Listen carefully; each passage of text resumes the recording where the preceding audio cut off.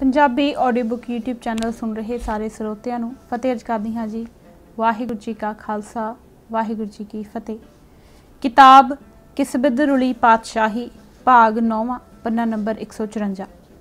सिख लहर के प्रसंग विच हिंदू वर्ग की भूमिका। पंजाब के इतिहास विच हिंदू वर्ग की भूमिका का वर्णन ते मुलंकन करन वेले सिख इतिहासकार अक्सर ही वड्डी नैतिक उलझन विच फस जाते हैं। जद ਉਹ यथार्थ मुखी होकर देखते हैं तो इतिहास के आईने विचों हिंदू वर्ग का चेहरा बहुता चंगा दिखाई नहीं दिंदा। इतिहासक तत्थ पंजाब के हिंदू वर्ग की जां तां उगड़वें रूप विच नामुखी भूमिका की चुगली करते हैं अते जां उसकी राजसी दलिद्रता का निषेधक बिंब उभारते हैं। पर इस सच्चाई नूं शुद्ध रूप विच बयान करन नाल सिख विद्वानां लई गंभीर राजसी ते मनोविग्यानक औकड़ां खड़ियां हुंदियां हन। इस करके वह सच बोलण तो नंगे रूप विच झिझक दिखाउंदे हन। वह ज़ाहिरा तत्थां उत्ते जां तां मिट्टी पाउण दे यतन करदे हन अते जां फिर इन्हां दे मंतकी अर्थां तक अपड़न तो हिचकिचाहट दिखाउंदे हन। अपने अंतरमुखी निर्णयां नूं सही दर्शाउण दी लोड़ अते मजबूरी विचों कई वार उन्हां नूं उक्का ही मन घड़त तत्थां दा आसरा लैना पै जांदा है। प्रिंसीपल तेजा सिंह ने पंजाब के इतिहास के होनी भरपूर दौर 18वीं सदी दौरान हिंदू वर्ग के राजसी आचरण के बारे विच सब नालों वध बेबाक टिप्पणियां कीतियां हन। उन्होंने निशंग लहजे विच लिखिया है कि 18वीं सदी विच हिंदू लोग अपने राज का समर्थन करन दी थावें मुसलमानी राज की मदद करते सन अते उन्हां दी सिख घातक पालसी विच वध चढ़ के हिस्सा लैंदे सन। लखपत ते जसपत राय भरा ही नहीं सगों परगणियां दे चौधरी ते मुकद्दम भी हरसा ते देवा ते हर भगत ते रामा आदि सिखां दा खुरा खोज मिटाण विच जुटे रहिंदे सन। उस वक्त दे कई हिंदू लिखारी अपनियां फारसी किताबां बिस्मिल्ला अर रहमानुर रहीम तो शुरू करते हैं अते अपनी हिंदू कलम नाल सिखां नूं काफर करके लिखते हैं। मुसलमान तां बेगाने सन ही, हिंदू भी बेगानियां तो घट नहीं सन। केवल खालसा ही मुल्क की आज़ादी लई जाना हूलदा सी। इतिहास अंदर हिंदू वर्ग द्वारा अपनाए सिख दोखी वतीरे दे तत्थ नूं इन्ने नंगे लफ्ज़ां विच बयान करना प्रिंसीपल तेजा सिंह दे माण विच जांदा है। अजोके समय दे सिख विद्वानां चों बहुत घट अजिहा नैतिक ते बौद्धिक जिगरा दिखा सके हन, परंतु इस जाहिरा सच्चाई नूं प्रवान जां बयान कर देण नाल ही मसला खत्म नहीं हो जांदा। जिन्ना चिर हिंदू वर्ग दे इस सिख दोखी वतीरे दे आधार अते कारनां दी सही शनाख्त नहीं की जाती उन्ना चिर इस वर्तारे बारे सही निर्णय उत्ते अपड़ना संभव नहीं हो सकता। इस मसले ते आके प्रिंसीपल तेजा सिंह की सिद्धांतक पहुँच अंदरला कज साफ प्रगट हो जाता है। वो एक सिद्धांतक गड़बड़ यह करते हैं कि सिख लहर के मनोरथां नूं मुल्क की आज़ादी के अर्थां तक सुंगेड़ दिंदे हैं। वह सिखां दे काज नूं मुल्क का काज बना के पेश करते हैं अते गुरु गोबिंद सिंह जी द्वारा लड़े गए संघर्ष नूं देश की आज़ादी के संघर्ष का नाम दिंदे हैं। कोई जना जब सिख लहर के मनोरथां नूं देश भगती के अर्थां तक सुंगेड़ दिंदा है तो इस मूल गड़बड़ विचों अनेकां होर खराबियां जन्म लै लैंदियां हन। इस तरह के नुक्सदार आधार ते हिंदू वर्ग के रोल का दुरुस्त मुलंकन संभव नहीं हो सकता। इस धुंधली दृष्टि नाल पंजाब के स्वर्ण जाति हिंदू वर्ग के इतिहास अंदर प्रगट होए सिख दोखी वतीरे के असली कारणों की पछाण नहीं हो सकती। सिखां की देशभक्ति की स्पिरिट नाल स्वर्ण जाति हिंदू वर्गां नूं कदे भी कोई तकलीफ नहीं हुई। तकलीफ की असली वजह जात पात का तिखा खंडन करन वाली सिख विचारधारा सी। 20वीं सदी के तीजे दहाके विच जाके सिखां ने जद अपनी इस विचारधारा नूं छड्ड के मुल्क के काज नूं अपना काज बना लिया, भाव जद उन्होंने अपना असली काज त्याग दिता तो स्वर्ण जाति हिंदू वर्गां की सिख लहर प्रति सारी बेरुखी ते विरोधता पलां विच ही काफूर हो गई सी। 18वीं सदी अंदर हिंदू वर्ग की राजसी दशा बारे प्रिंसीपल तेजा सिंह का यह विचार बिल्कुल सही है कि वह राजसी तौर पर मुर्दा हो चुका सी, पर यह मुर्दे हाणी कितों अचानक पैदा नहीं सी हो गई। यह जात पाती समाज के बौद्धिक महारथियां वालों सोच समझ के बनाई हुई तरकीब का एक हिस्सा सी। जात पाती विचारधारा ते जात पाती प्रबंध ने जनता दियां राजसी उमंगां नूं पुंगरन ही नहीं सी दिता। आम जनता ने अपने हितां की खातर ते अपनी अगवाई हेठ राजसी सत्ता उत्ते कब्जा करन बारे कदे सोचिया तक भी नहीं सी। इस विचारधारा ने लोकां नूं मानसिक तौर पर निहत्थे कर दिता होया सी। जात पाती विचारधारा ने जिस तरह हिंदू समाज की धार्मिक ते बौद्धिक अगवाई का हक सिर्फ ब्राह्मण वर्ग लई राखवा किया होया सी, उसी तरह समाज की सैनिक सुरक्षा ते अगवाई का जिम्मा कुछ विशेष वर्गां कछत्रियां राजपूतां जो ब्राह्मण की धार्मिक ते बौद्धिक सरदारी कबूल करके चलते सन नूं ही सौंपिया होया सी। आम जनता की पहलकदमी ते मनोबल नूं गिणी मिथी योजना अनुसार नप के रखिया होया सी। अगां इन्हां उचेचे लड़ाकू वर्गां अंदर मनोरथ की कोई वड्डी सांझ ना होण करके एकता की रड़कवीं घाट सी, जिस करके धाड़वियां की जोरावरी अगे इन्हां लड़ाकू वर्गां की जद एक वार कमरोड़ टुट गई तां जनता की ते देश की रखिया करने वाली होर कोई ताकत नहीं सी रह गई। जद अकबर ने दूर की सोच के राजपूतां नूं पलोस के अपने नाल गंढ लिया तां सारे उत्तरी भारत अंदर हिंदू समाज की सैनिक रखिया ते अगवाई करने वाला होर कोई वर्ग नहीं सी रह गया। जात पाती विचारधारा दे रहिंदियां हिंदू समाज अंदरों इस खलाह नूं भरन वाली कोई ताकत पैदा नहीं सी हो सकती। हेठलियां जातां विचों उठ के कोई भी वर्ग जां व्यक्ति इस समाज का आगू नहीं सी बन सकता। जात पाती विचारधारा ते प्रबंध ने अजिही किसी संभावना दे सारे राहां नूं पक्के ताले मार रखे हुए सन।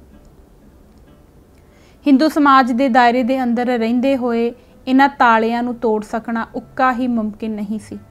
यह काम हिंदू समाज के दायरे तो बाहर निकल के ही हो सकता सी। खालसा पंथ की स्थापना तो पहला यह काम टुटवें ते अंशक रूप विच होया।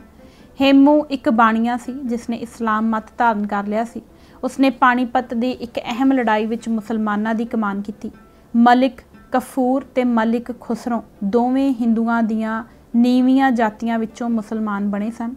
उन्हां दोवां ने दक्षिणी भारत नूं सर कीता ते उत्थे मुस्लिम राज की स्थापना का मुੱਢ बन्निया।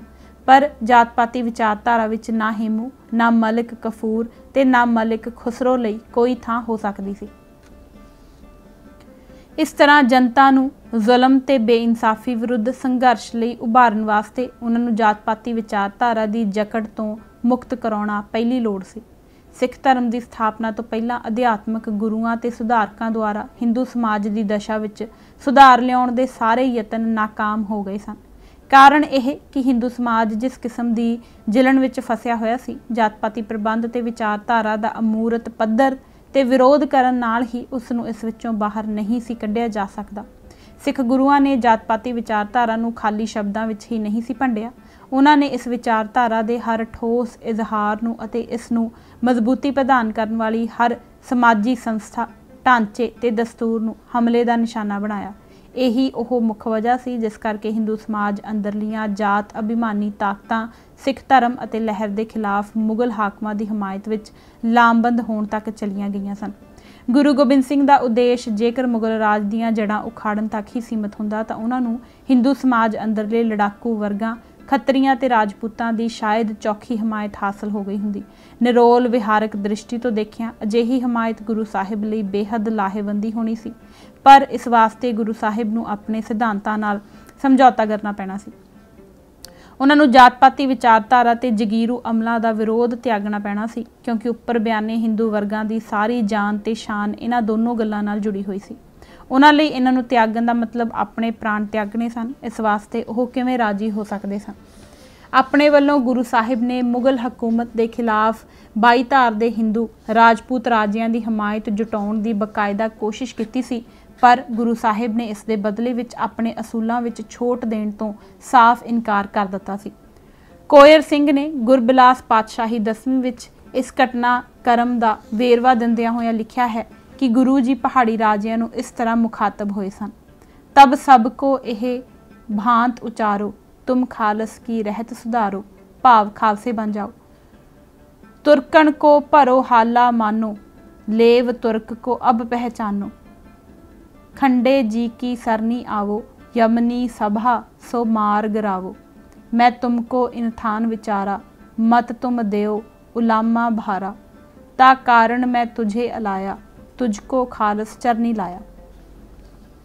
उपरोक्त लिखत तो यह स्पष्ट हुंदा है कि गुरु साहिब ने पहाड़ी राजियां नूं मुगलों के खिलाफ लड़ाई विच शामिल होने लई सद्दा तां दिता, पर शर्त यह लाई कि वह खालसे दे मिशन नूं भाव खालसे दे समाजिक ते राजसी निशानियां नूं अपनाउण अते खालसे दी अगवाई कबूल करन। पर गुरु साहिब दे इस सद्दे दा पहाड़ी राजिਆਂ ने जो जवाब दिता वह बहुत ही महत्वपूर्ण है।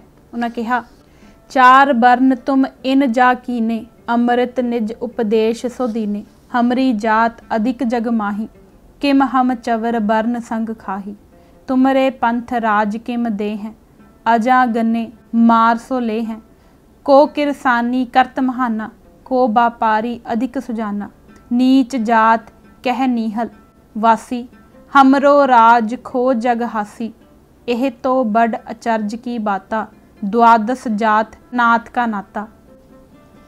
इस जवाब चों पहाड़ी राजिਆਂ ਦਾ जात घुमंड ते उन्हां दे जगीरू तवसब छत्तनी चढ़ के बोलते साफ सुने जा सकते हैं। पहाड़ी राजिਆਂ ਨੂੰ गुरु साहिब की विचारधारा ਉੱਚੀਆਂ ਜਾਤਾਂ ਦਾ ਨੀਵੀਆਂ ਜਾਤਾਂ ਨਾਲ ਰਲ ਮਿਲ ਬੈਠਣਾ ਅਤੇ ਨੀਚਾਂ ਦੇ ਹੱਥ ਰਾਜਸੀ ਸੱਤਾ ਸੌਂਪਣੀ ਨਾ ਸਿਰਫ ਅਚੰਭੇ ਵਾਲੀ ਲੱਗੀ ਸੀ, ਇਹ ਤੋਂ बड़ अचरज की बाता, सगों इस नाल उन्हां नूं अपनी सारी चौधर ते शान घट्टे रुलदी दिखदी सी। हमरो राज खो जग हासी, इस करके उन्हां नूं मुगल हुकूमत विरुद्ध गुरु गोबिंद सिंह दा साथ देण दी बजाय गुरु साहिब दे खिलाफ मुगल हाकमां दा पक्ष लैना वधेरे योग जापिया। इतिहास अंदर हिंदू वर्ग दे रोल दा मुलंकन करन वेले जेकर इस सिद्धांतक पक्ष नूं ध्यान विच नहीं रखिया जांदा तां इस नाल गलत निर्णयां लई जमीन तैयार हो जाती है। यह उकाई बहुत सारे सिख विद्वानां कोलों हुई है। इस दी जड़ सिख लहर के खासे ते मनोरथां बारे नुक्सदार धारना अंदर छुपी हुई है। सिख लहर नूं जद विदेशी जरवाणिਆਂ के खिलाफ देश की आज़ादी की लड़ाई के रूप में पेश किया जाता है तो इस नाल लाजमी तौर पर सिख विचारधारा का असली तत्त नकारिया जाता है अते इस दियां विरोधी ते सहयोगी ताकतां की शनाखत करन विच भारी गड़बड़ हो जाती है। डॉक्टर फौजा सिंह अंदर यह दोष प्रिंसीपल तेजा सिंह नालों भी वध गूढ़ा है। प्रिंसीपल तेजा सिंह ने घट्टो घट्ट हिंदू वर्ग वालों सिख लहर के खिलाफ मुगल हाकमां की मदद करन दे इतिहासक तत्थ नूं तां साफ शब्दां विच कबूल किया है, भावें कि वह इसके असली कारणों की पछाण करन विच टपला खा गए हैं, परंतु डॉक्टर फौजा सिंह ने तां हिंदू वर्ग की तरफदारी करन दी हद ही मुका दी है। उसने ना सिर्फ हिंदू वर्ग नूं सिख लहर के खिलाफ मुगल हाकमां दा पक्ष पूरन के दोष तो उक्का ही बरी कर दिता है, सगों प्रिंसीपल तेजा सिंह के प्रभावां ते निर्णयां दे एकदम उल्ट जाके उस हिंदू वर्ग नूं सिख लहर के दिली हितैषी ते दृढ़ सहयोगी होने का मान पत्र दे दिता है। अखे मुगल हुकूमत की धक्केशाही के खिलाफ संघर्ष दौरान सिखां ते हिंदुआं विचकार विचारां ते भावां की पूरी सांझ पैदा हो गई सी। हैरानी की गल है कि अजिहा अणमन्नणयोग दावा करन लगियां लेखक ने इतिहास विचों कोई भी ठोस प्रमाण देण दी जरूरत महसूस नहीं की। अजिहे दावे नूं वैसे तां सिद्धा ही कोरा झूठ कह के रद्द किया जा सकता है, पर यह झूठ किसी इखलाकी कमजोरी की वजह नहीं बल्कि एक खास किस्म की सिद्धांतक सोचनी विचों पैदा होया है। इस करके इस उत्ते संजीदगी नाल विचार करनी जरूरी हो जाती है। इतिहास दा शीशा। इतिहास अंदर मुस्लिम वर्ग दे सिख लहर प्रति वैर भावी रवैये दे सच नूं सिख मन जिन्नी सौख ते निश्चा नाल प्रवान कर लैंदा है, हिंदू वर्ग के संबंध विच उसनूं अजिही धारणा बनाउण लई ढेर सारियां मनोविग्यानक औकड़ां दा सामना करना पैंदा है। इस तत्थ नूं ध्यान विच रखदे होए मसले नूं पुट्ठे पासियों देखना बेहतर होवेगा, अर्थात कि इतिहास अंदर अजिहे प्रमाण मिलते हैं जिन्हां तो इस नालों उल्टे सच दी यानी कि हिंदू वर्ग द्वारा सिख संघर्ष का डटवां जां थिड़कवां साथ देण दी पुष्टि हुंदी होवे। कि इतिहास अंदरों अजिहे प्रमाण मिलते हैं जद हिंदुआं नूं सिख संघर्ष का साथ देण दे दोष बदले हकूमती कहर का निशाना बनना पिया होवे, अर्थात सिखां दे नाल हिंदुआं नूं भी भावें छोटी गिनती विच ही सही मुगल हुकूमत के हुक्मां उत्ते जलादां हत्थों जिबा होना पिया होवे। लाहौर के नक्स चौंक विच सिखां दे नाल हिंदुआं दी भी भावें थोड़ी मात्रा च ही सही बराबर रत नुचड़ी होवे।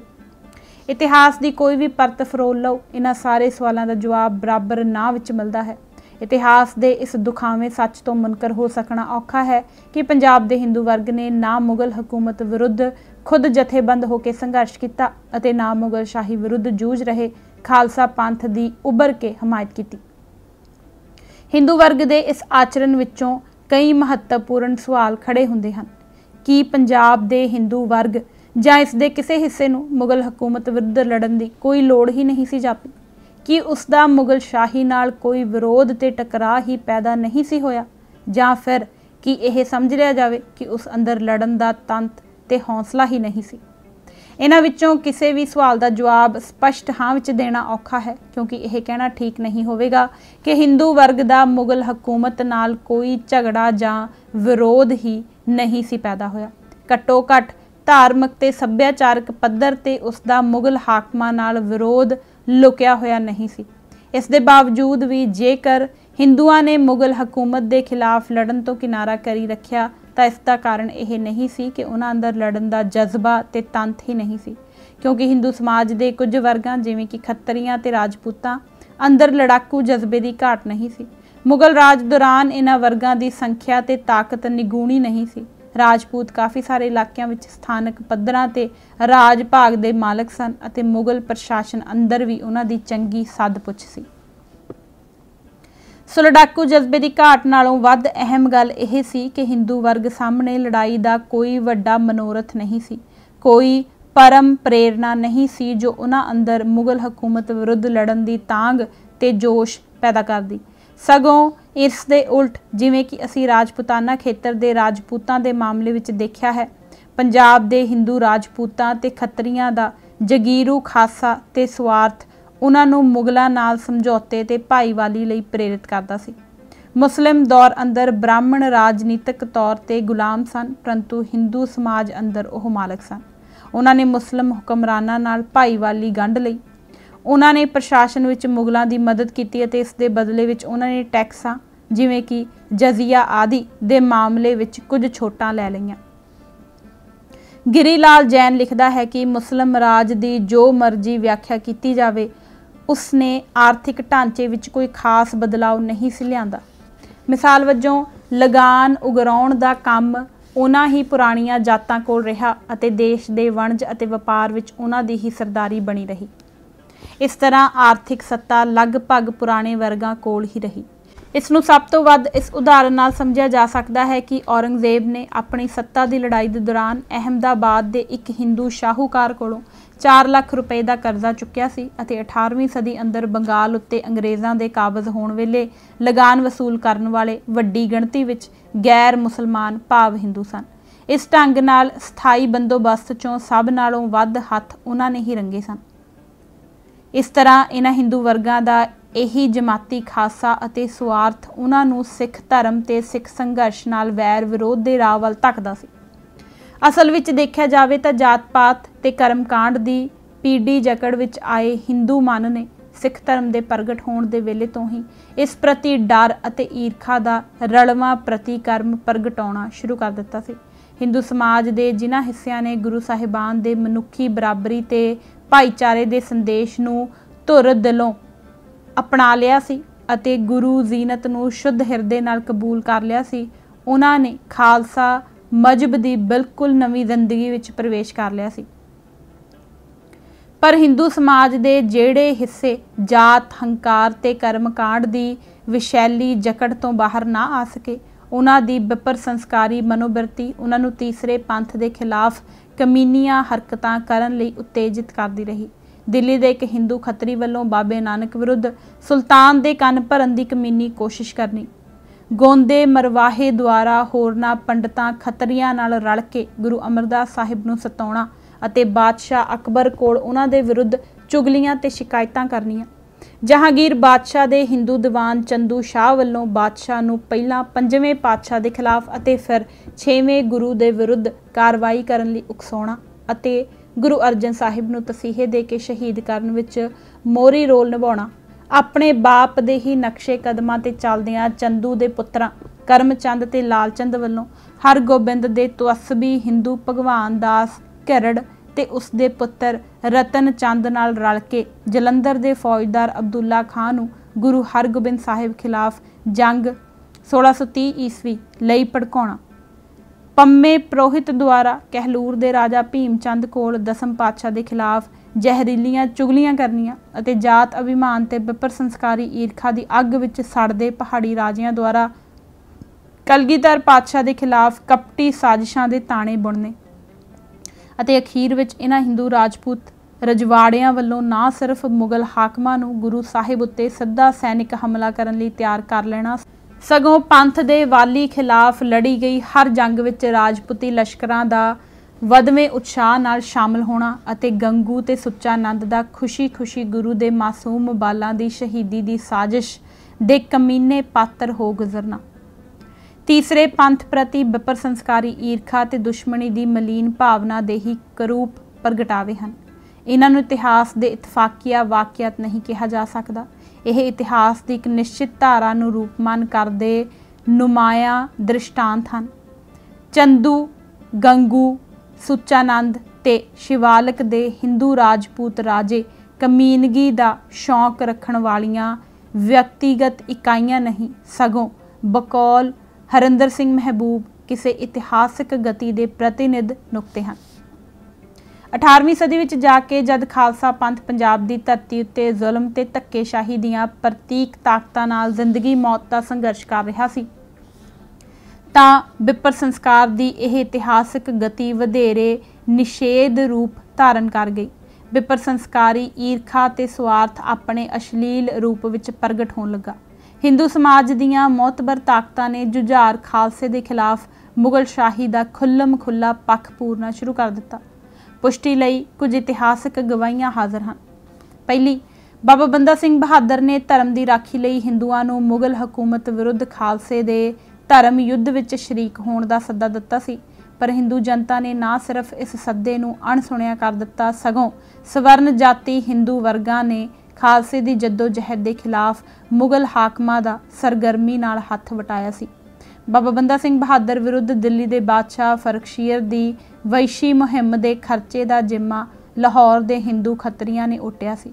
बहुत सारे हिंदू राजियां जिमें चतरसाल, बदन सिंह ते उदित सिंह बुंदेला, चूड़ामन जाट भरतपुरिया, गोपाल सिंह भदौड़िया, बचन सिंह कशवाहा, राजा अजीत सिंह जोधपुरिया, राजा जय सिंह जयपुरिया, जम्मू दे किरपाल देव ते दाहिर देव, चंदेड़ी दे जिमीदार दुर्जन सिंह ते उसदे ही भतीजे जय सिंह अते शिवालक दे पहाड़ी राजियां, कांगड़ा दे कटोच हाकम ते जसरोटा दे राजा ध्रुवदेव, जमवाल दे पुत्र हरदेव, हमीर चंद कंबोज, राम सिंह जमवाल, दबे चंद देनूवाल अते नूरपुर दे दया धम्मा आदि ने बंदा सिंह विरुद्ध बड़ी सरगर्म भूमिका निभाई सी। डॉक्टर गंडा सिंह लिखते हैं, ਸਿੰਘਾਂ ने हिंदुओं की आज़ादी ਲਈ बीड़ा चुक्या सी, पर किसी एक भी उगे हिंदू ने उन्हां दी सहायता ना की, बल्कि उन्हां दे वड्डे वड्डे सारे राजे मुगलों की सहायता ਲਈ ਸਿੰਘਾਂ विरुद्ध अपने लाओ लश्कर समेत चढ़ आए सन। इस मदद के बदले विच बादशाह ने राजा उदित सिंह बुंदेले नूं खास खिलत दिती, राजा चतरसाल नूं कलगी बख्शी गई अते चूड़ामन जाट नूं एक हाथी दिता गया। पहाड़ी राजे ਸਿੰਘਾਂ नूं फड़ के जां उन्हां दे सिर भेज के बहादुर शाह बादशाह दीआं खुशियां प्राप्त कर रहे सन।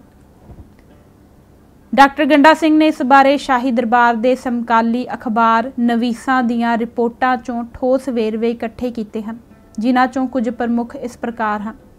नवंबर 9, 1713 कुमाऊं के जिमीदार राजा बाज बहादुर चंद ने श्रीनगर गढ़वाल के 228 बागियां भाव ਸਿੰਘਾਂ ਦੇ नक वढ़ के उन्होंने बादशाह को भेज दिता। बादशाह ने प्रसन्न होकर राजे नूं एक विशेष खिलत भेजी अते नाल ही एक हाथी, तलवार ते कलगी भी भेंट की। अगस्त 10, 1714 राजा बाज बहादुर चंद ने 19 सिख बागियां दे सिर भेजे। अगस्त 12, 1714 बाज बहादुर ने 25 सिख बागियां दे सिर कलम कर दिते ते बादशाह नूं भेज दिते। मार्च 4, 1711 नाहन दे राजा भूप प्रकाश दी माता ने नानक दे 40 श्रद्धालुओं नूं फड़ के कतल करन लई बादशाह दे हवाले कर दिता। दूजा, बंदा सिंह बहादुर दी शहीदी तो बाद अबुद समद खान ने सारे पंजाब विच यह डोंडी फरा दित्ती कि बंदे वक्त जिस किसे दा नुकसान ਸਿੰਘਾਂ हत्थों होया है जां किसे दी कोई जायदाद किसे सिंह ने दबा लई है, वह दावा करेगा तां मोड़ के दिवाई जाओ।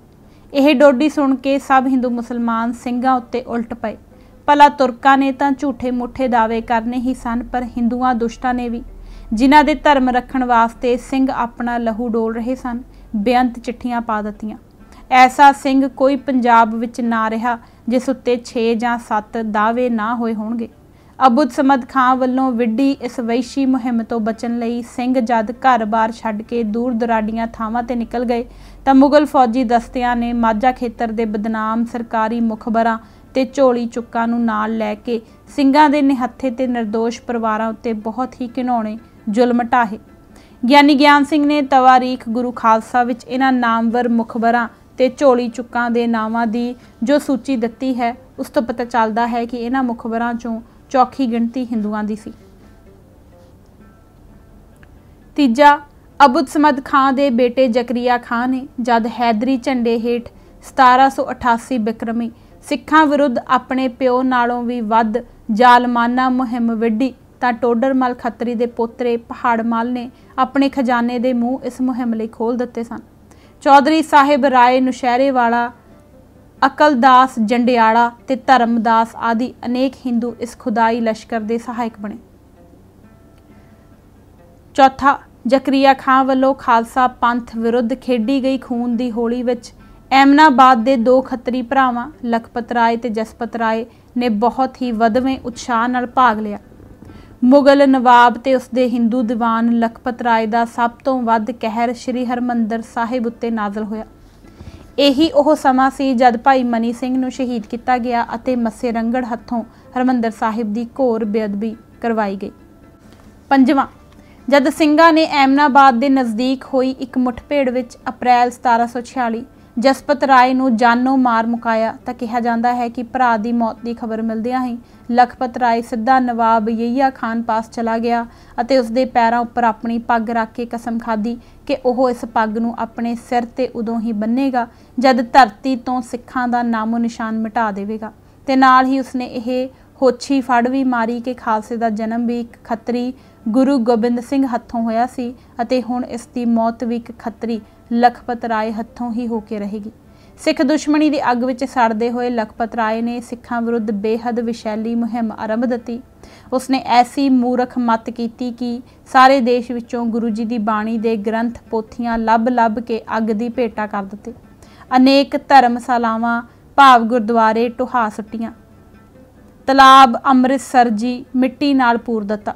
ਉਸਨੇ ਗਰਮੀ ਦੀ ਭੁੱਜਦੀ ਰੁੱਤ ਵਿੱਚ ਜੂਨ 1746 ਈਸਵੀ ਕਾਨੂੰਵਾਨ ਦੇ ਛੰਭ ਵਿੱਚ ਇਕੱਠੇ ਹੋਏ ਸਿੰਘਾਂ ਨੂੰ ਘੇਰੇ ਵਿੱਚ ਲੈ ਕੇ ਬਿਆਸ ਦੇ ਪੱਤਣਾ ਤੇ ਖਾਲਸੇ ਦੇ ਖੂਨ ਦੀਆਂ ਨਦੀਆਂ ਵਗਾ ਦਿੱਤੀਆਂ। ਇਤਿਹਾਸਕਾਰਾਂ ਦਾ ਅਨੁਮਾਨ ਹੈ ਕਿ ਇਸ ਖੂਨੀ ਮੁਹਿੰਮ ਦੌਰਾਨ ਕੋਈ 10,000 ਦੇ ਕਰੀਬ ਸਿੰਘਾਂ ਨੂੰ ਸ਼ਹੀਦ ਕਰ ਦਿੱਤਾ ਗਿਆ ਸੀ। 6ਵਾਂ, ਮੁਹੰਮਦ ਲਤੀਫ ਲਿਖਦਾ ਹੈ ਕਿ ਮੀਰ ਮੰਨੂ ਨੇ ਇਹ ਸਖਤ ਫਰਮਾਨ ਜਾਰੀ ਕਰ ਦਿੱਤੇ ਸਨ ਕਿ ਜਿੱਥੇ ਵੀ ਕੋਈ ਸਿੱਖ ਨਜ਼ਰ ਪਵੇ ਉਸ ਦਾ ਮੂੰਹ ਸਿਰ ਮੁੰਨ ਦਿੱਤਾ ਜਾਵੇ। ਉਸਨੇ ਹਿੰਦੂ ਪਹਾੜੀ ਰਾਜਿਆਂ ਨੂੰ ਕਰੜੀਆਂ ਹਦਾਇਤਾਂ ਜਾਰੀ ਕਰ ਦਿੱਤੀਆਂ ਕਿ ਉਹ ਸਿੰਘਾਂ ਨੂੰ ਗ੍ਰਿਫਤਾਰ ਕਰਕੇ ਜੰਜੀਰਾਂ ਵਿੱਚ ਜਕੜ ਕੇ ਲਾਹੌਰ ਭੇਜਣ। ਹਿੰਦੂ ਪਹਾੜੀ ਰਾਜਿਆਂ ਨੇ ਇਹਨਾਂ ਹੁਕਮਾਂ ਤੇ ਫੁੱਲ ਚੜਾਉਂਦੇ ਹੋਏ ਰੋਜ਼ਾਨਾ ਸੈਂਕੜਿਆਂ ਦੀ ਗਿਣਤੀ ਵਿੱਚ ਸਿੱਖਾਂ ਨੂੰ ਲਾਹੌਰ ਭੇਜਣਾ ਸ਼ੁਰੂ ਕਰ ਦਿੱਤਾ, ਜਿੱਥੇ ਉਹਨਾਂ ਨੂੰ ਦਿੱਲੀ ਗੇਟ ਦੇ ਬਾਹਰ ਨਕਸ਼ ਚੌਂਕ ਵਿੱਚ ਕਤਲ ਕਰ ਦਿੱਤਾ ਜਾਂਦਾ ਸੀ। 7ਵਾਂ, ਉੱਚ ਜਾਤੀ ਹਿੰਦੂ ਵਰਗਾਂ ਦੀ ਇਹ ਸਿੱਖ ਦੁਸ਼ਮਣ ਮਨੋਬਿਰਤੀ ਵੱਡੇ ਘੱਲੂਘਾਰੇ ਫਰਵਰੀ 1762 ਦੌਰਾਨ ਵੀ ਕਰੂਪ ਸ਼ਕਲ ਵਿੱਚ ਪ੍ਰਗਟ ਹੋਈ। ਸਰਹੰਦ ਦੇ ਮੁਗਲ ਨਵਾਬ ਜੈਨ ਖਾਨ ਦੇ ਨਾਲ ਹੀ ਉਸਦੇ ਹਿੰਦੂ ਦੀਵਾਨ ਲక్ష్ਮੀ ਨਾਰਾਇਣ ਨੇ ਵੀ ਸਿੰਘਾਂ ਦੇ ਇਸ ਵੈਸ਼ੀਆਨਾ ਕਤਲੇਆਮ ਵਿੱਚ ਉੱਭਰਵਾਂ ਰੋਲ ਨਿਭਾਇਆ ਸੀ। ਕਾਬਲੀ ਮਲ ਨਾਂ ਦੇ ਇੱਕ ਹੋਰ ਲੋਭੀ ਹਿੰਦੂ ਵਪਾਰੀ ਨੇ ਇਸ ਖੂਨੀ ਕਾਰੇ ਵਿੱਚ ਅਬਦਾਲੀ ਦੀ ਭਾਰੀ ਮਦਦ ਕੀਤੀ ਸੀ, ਜਿਸ ਦੇ ਇਵਜ਼ ਵਿੱਚ ਅਬਦਾਲੀ ਨੇ ਉਸ ਨੂੰ ਲਾਹੌਰ ਦਾ ਗਵਰਨਰ ਥਾਪ ਦਿੱਤਾ ਸੀ। ਇੰਨੇ ਸਾਫ਼ ਉਗੜਵੇਂ ਤੱਥਾਂ ਦੇ ਬਾਵਜੂਦ ਜੇਕਰ ਡਾਕਟਰ ਫੌਜਾ ਸਿੰਘ ਫਿਰ ਵੀ ਇਹ ਕਹਿਣ ਦੀ ਹਿੰਮਤ ਜੁਟਾਉਂਦੇ ਹਨ ਕਿ 18ਵੀਂ ਸਦੀ ਅੰਦਰ ਹਿੰਦੂਆਂ ਅਤੇ ਸਿੱਖਾਂ ਵਿਚਕਾਰ ਵਿਚਾਰਾਂ ਤੇ ਭਾਵਾਂ ਦੀ ਸਾਂਝ ਪੈਦਾ ਹੋ ਗਈ ਸੀ, ਤਾਂ ਇਸ ਨੂੰ ਝੂਠ ਬਿਆਨੀ ਤੋਂ ਬਿਨਾਂ ਕੋਈ ਹੋਰ ਨਾ ਦੇ ਸਕਣਾ ਮੁਸ਼ਕਲ ਹੈ। ਪਰ ਜਿਵੇਂ ਕਿ ਅਸੀਂ ਪਹਿਲਾਂ ਹੀ ਕਹਿ ਚੁੱਕੇ ਹਾਂ, ਇਸ ਝੂਠ ਬਿਆਨੀ ਦੇ ਪਿੱਛੇ ਲੇਖਕ ਦਾ ਕੋਈ ਨਿੱਜੀ ਭਾਵ ਜਾਂ ਮਨੋਰਥ ਕੰਮ ਨਹੀਂ ਸੀ ਕਰਦਾ। ਇਸ ਦੇ ਕਾਰਨ ਰਾਜਨੀਤਿਕ ਸਨ। ਇਤਿਹਾਸਕ ਸੱਚ ਨੂੰ ਅਸਲੀ ਰੂਪ ਵਿੱਚ ਸਾਹਮਣੇ ਲਿਆਉਣ ਨਾਲ ਹਿੰਦੂ ਸਿੱਖ ਸਬੰਧਾਂ ਵਿੱਚ ਤਰੇੜ ਪੈ ਜਾਣ ਦਾ ਡਰ ਸਿੱਖ ਵਿਦਵਾਨਾਂ ਉੱਤੇ ਲਗਾਤਾਰ ਹਾਵੀ ਰਿਹਾ ਹੈ। 1947 ਤੋਂ ਪਹਿਲਾਂ ਪੰਜਾਬ ਵਿੱਚ ਮੁਸਲਮਾਨਾਂ ਨੂੰ ਰਾਜਸੀ ਤੌਰ ਤੇ ਪ੍ਰਭਾਵਹੀਣ ਕਰਨ ਲਈ ਹਿੰਦੂ ਵਰਗ ਨਾਲ ਭਾਈਵਾਲੀ ਪਾਉਣ ਦੀ ਰਾਜਨੀਤਿਕ ਲੋੜ सिख विद्वानां नूं सच बोलण दी अजिही मारकेबाजी दिखाउण तो सख्ती नाल वरजदी सी। 1947 तो बाद बहुगिनती की राजसी झेप सिख विद्वानां उत्ते मनोविग्यानक पद्धर ते स्वै सैंसरशिप का जरिया हो निबड़ी। खुद डॉक्टर फौजा सिंह की अपनी ही लिखत विचों यह सच्चाई ज़ाहिरा रूप विच प्रगट हो जाती है। डॉक्टर फौजा सिंह ने अपने विस्तार पूर्वक लेख, जिसका जिक्र पिछले कांड विच किया गया है, विच सिख पंथ की स्थापना तो लैके महाराजा रणजीत सिंह के राज के खात्मे तक सिख लहर के विकास के समुचे इतिहासक अमल का बहुत ही प्रभावशाली चित्रण किया है। उन्हां दी लिखत तो पता चलता है कि वह राष्ट्रवाद के अर्थां तो अणजाण नहीं सन।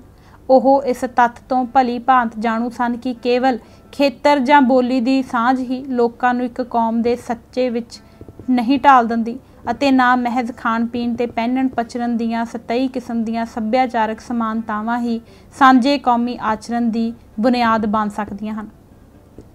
राष्ट्रवाद का प्रगटावा संबंधित वर्ग के इतिहास अंदर रूपमान होए ठोस अमल ਅਤੇ भावनावां तो हुंदा है, जिसका भाव है कि लोकां दा कोई वर्ग जिस खेतर जां बोली ते सभ्याचार नूं अपना कहता है, उस प्रति उसके हिरदे अंदर इश्क ते वफा दा मादा किन्ना है। ਉਹ इन्हां चीज़ां नूं किन्नी कुछ शिद्दत नाल प्यार करता है। लोड़ पैण ते ਉਹ इन्हां लई किस हद तक अपनी रत डोलण लई तैयार हुंदा है। राजसी विद्या ते इतिहास का तजर्बा इस सच की पुष्टि करते हैं कि किसी वर्ग अंदर जदों सही अर्थां विच राष्ट्रवाद का जज्बा पैदा हो जाता है तां उस अंदर अपनी होनी दे खुद मालक बनन दी प्रबल तांग जाग पैंदी है। उस लई किसी गैर दे गलबे ते गुलामी नूं सहन कर सकना मुश्किल हो जाता है। राष्ट्रवाद का जज्बा संबंधित लोकां अंदर अपने अंदरूनी विरोधां ते वखरेविआं नूं पासे रख के कौमी काज लई इकमुठ हो जाण अते इस वास्ते सांझा लहू डोलन दी स्पिरिट भर दिंदा है। ਜਦੋਂ डॉक्टर फौजा सिंह इस दृष्टि तो इतिहास का ठोस मुलंकन करते हैं तो उन्होंने कितों भी अजिहा कोई तत्थ ते प्रमाण नहीं मिलता जिस तो पंजाब के सारे धार्मिक भाईचारिਆਂ ਵੱਲੋਂ अपने आपसी विरोधां नूं लांभे छड्ड के पंजाब के सांझे कौमी काज लई इकमुठ हो जाण ਅਤੇ इस वास्ते अपना सांझा लहू वहाउण के जज्बे की पुष्टि हुंदी होवे। किसी सिख विद्वान उत्ते जद कोई ओपरा प्रभाव ते प्रेरणा असर अंदाज नहीं हो रहे हुंदे तां उसनूं इस सच की पछाण करन विच रत्ती मुश्किल नहीं आउंदी कि इतिहास विचों इहो जिही कोई भी मिसाल नहीं मिलती जिस तो साबित हो सके कि पंजाबियां ने कदे बतौर पंजाबी कोई साझा मिशन अपनाया होवे। मुगल काल दौरान पंजाब की अद्धी तो वध वसों मुसलमान बन चुकी सी, जिन्हां दे धार्मिक जज्बात उन्हां नूं मुगल हुकूमत प्रति वफादार होण लई प्रेरित करते सन अते हिंदू राजसी पक्ष तो मुर्दा हो चुके सन।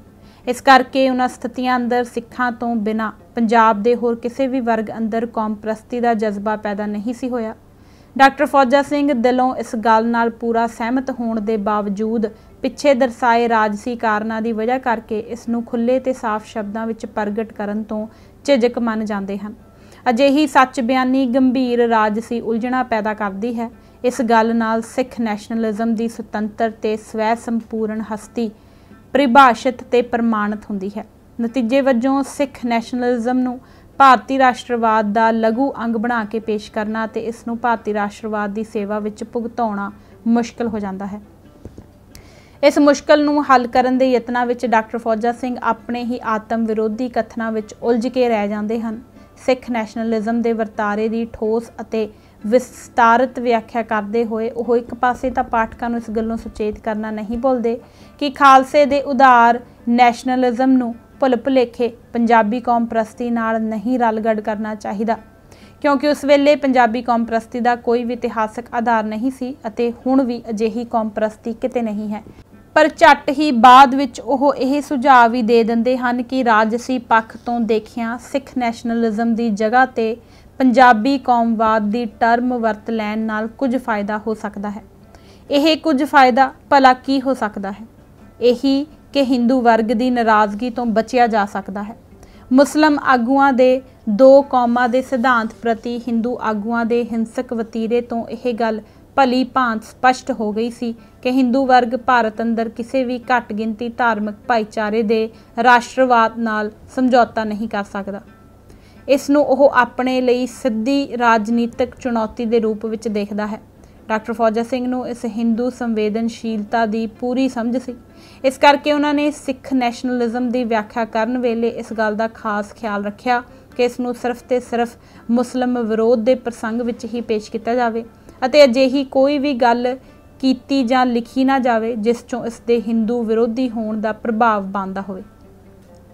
लेखक की यह मजबूरी उसनूं इतिहास की झूठी तस्वीर पेश करने लई उत्तेजित कर दिंदी है। उन्हां वल्लों सिख नैशनलिज्म की जगह ते पंजाबी कौमवाद की टर्म वरतन के हक विच दिती दलील का असली मंतव उस वेले प्रतख रूप विच उघड़ आउंदा है जद वो हिंदू वर्ग नूं इस कथित पंजाबी कौमवाद के दायरे विच शामिल करन अते मुस्लिम वर्ग नूं इस तों बाहर रखण लई यह जाली दलील सिरज लैंदे हन कि सिर्फ वो लोग ही सच्चे पंजाबी हैं जिहड़े खालसे दे मनोभावां नाल गूढ़ी सांझ रखते सन। हिंदुआं नूं सच्चे पंजाबी साबित करन लई अगली ही सतर अंदर वो यह झूठा बयान देण लई उत्तेजित हो जाते हैं कि सिखां ते पंजाब दे हिंदुआं विचकार विचारां ते भावां दी अजिही सांझ पैदा हो गई सी। इस गल की व्याख्या वो इस तरह करते हैं, रणजीत सिंह के राज दौरान असल विच उस तो भी पहला 18वीं सदी अंदर ही हिंदू अते सिख एक दूजे के नज़दीक आ गए सन जदों कि सिख वधवीं हद तक ब्राह्मण पुजारीवाद के प्रभाव हेठ आ रहे सन। हिंदुआं ने खालसे के राजसी आदर्शां नूं वधेरे अपनाउणा शुरू कर दिता सी। सिट्टे वजों दोनों भाईचारिਆਂ विचकार ज़्यादा गूढ़ियां ते नेड़लियां सांझां पैदा हो गईयां सन। महाराजे द्वारा हिंदुआं विच प्रगटाए विश्वास ते भरोसे ने यह सांझा होर मजबूत कर दित्तियां सन, परंतु यही गल पंजाब के मुस्लिम भाईचारे के संबंध विच नहीं कही जा सकती। यह गल ठीक है कि महाराजे की धर्म निरपक्षता ने मुसलमानां दे पहलां वाले विरोध नूं मट्ठा पा दिता सी अते उन्हां विचों कुछ लोग प्रशासन ते फौज अंदर उच्चे अहुदियां दा लुत्फ भी माणदे रहे सन।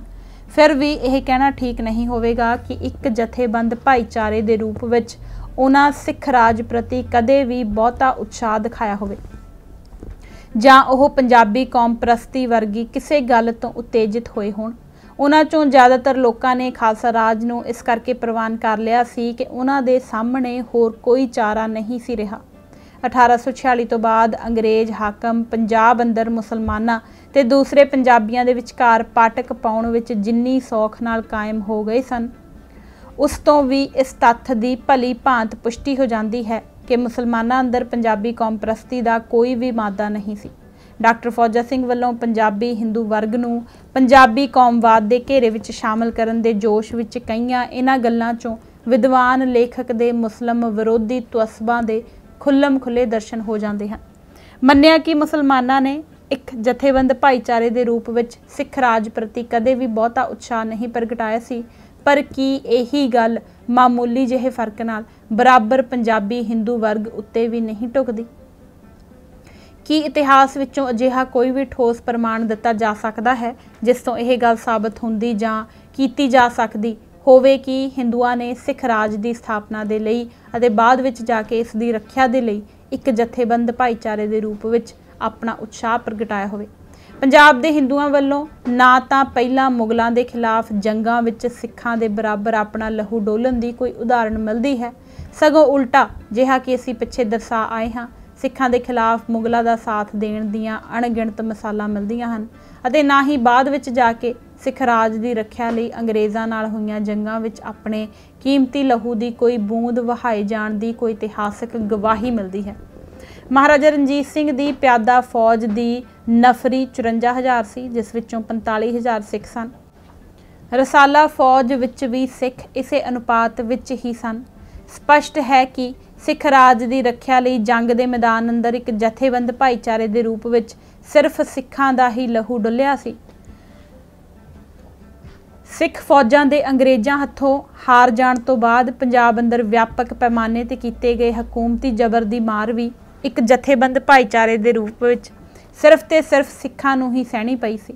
जो लोग नज़रबंद किए गए, जो जलावतन किए गए अते जिन्हां दीयां जमीनां जायदादां कुर्क कीतियां गईयां उन्हां बारे इतिहास अंदर जो भी रिकार्ड मौजूद है उस विच कोई टावा टल्ला हिंदू नाओ ही नज़र पैंदा है। फिर डॉक्टर फौजा सिंह किहड़ी कौम परस्ती की गल करते हैं जिसने हिंदू वर्ग नूं ना राज की स्थापना लई उत्तेजित किया अते ना इसकी रखिया लई जाना वारन वास्ते प्रेरित किया, जबकि लॉर्ड डलहौजी दे अपने मनण मुताबक उन्हां दे खिलाफ समुची सिख कौम ने हथियार उठा लए सन। अगली गल, डॉक्टर फौजा सिंह दे उक्त कथन विचों कथित पंजाबी कौमवाद दा जो सिद्धांतक आधार प्रगट हुंदा है, उस दे सिख दुखी खासे दा पोल अपने आप ही खुल जाता है। विद्वान इतिहासकार मुताबक हिंदुआं ते सिखां दी सांझ इस करके संभव हो सकी सी कि सिखां ने वधवी मात्रा विच ब्राह्मण पुजारीवाद दा प्रभाव कबूल कर लिया सी अते हिंदुआं ने खालसे दे राजसी आदर्शां नूं अपना लिया सी। इस कथन दे पहले हिस्से विचों ही सारी गल साफ हो जाती है। इतिहासक तत्थ दे तौर ते यह गल ठीक है कि 18वीं सदी की आखिरी चौथाई तक जाके सिख पंथ दे वड्डे हिस्से, खास करके इस दियां कुलीन परतां ने ब्राह्मणवाद दा वधवा असर कबूल कर लिया सी, पर इस तत्थ की जय जयकार करन दी कोई भी वाजबियत नहीं बनती। यह एक बेहद मंदभागी गल सी जिसने इस खेत्र अंदर समाजी विकास की धारा उत्ते बहुत ही नापक्षी असर पाया। इस नाल मनुखी बराबरी, भाईचारे ते आज़ादी के महान आदर्शां नूं भारी ढाह लग गई सी। इन्हां आदर्शां की कीमत ते ही हिंदू वर्ग नाल सांझ पाउणी हुंदी तां यह सांझ गुरु गोबिंद सिंह वेले ही साकार हो सकदी सी, पर जिहा कि असीं इस कांड दे मुੱਢ विच ही दर्शा आए हाँ, गुरु साहिब ने पहाड़ी राजिਆਂ नाल सांझ गंढण लई इन्हां मानववादी आदर्शां दी बली देण तो साफ इनकार कर दिता सी ਅਤੇ उधर पहाड़ी राजिਆਂ ने भी वर्ण आश्रम धर्म के घेरे चों बाहर निकलन तो कोरी ना कर दिती सी। उस तो बाद जो वापरिया उस इतिहास तो हर कोई वाकफ है ਅਤੇ इस इतिहास तो डॉक्टर फौजा सिंह वर्गे विद्वान इतिहासकार तो वध होर कौन वाकफ हो सकता सी।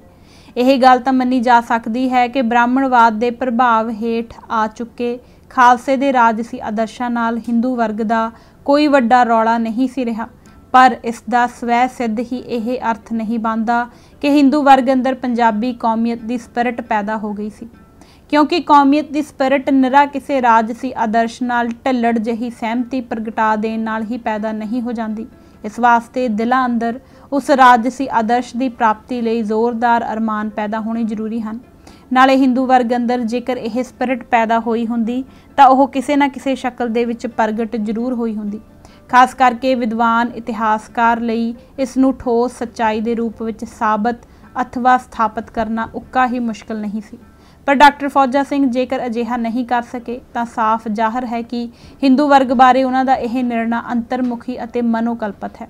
ओह इन्हां दे मन की इच्छा तो हो सकती है, हकीकत नहीं।